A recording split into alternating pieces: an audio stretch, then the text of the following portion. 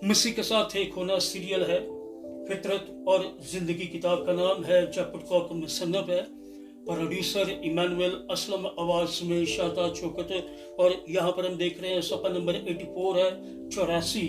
अबरानियों के नाम खत है, 10 बाब है, 16वीं आयत से 17वीं आयत तक खुदावंद के कलाम में यूं मरकूम है।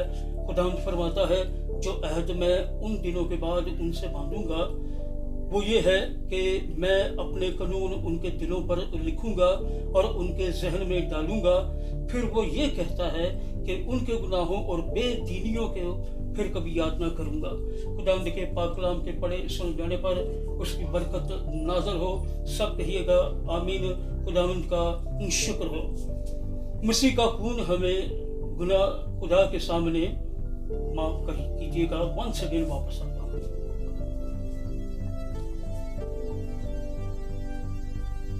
Hallelujah, hallelujah. Extremely sorry.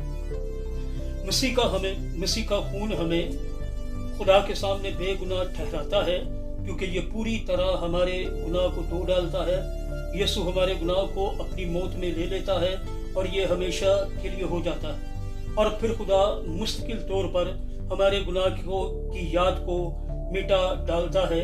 मसीह के खून के वसीला गुनाह के खात्मे की गवाही के साथ हम खुदा की नजरों में उसके जहन और दिल में बेगुनाह हो जाते हैं।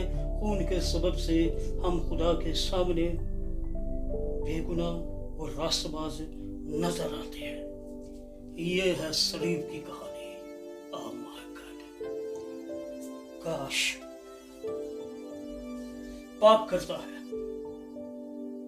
सेंटिफाइज।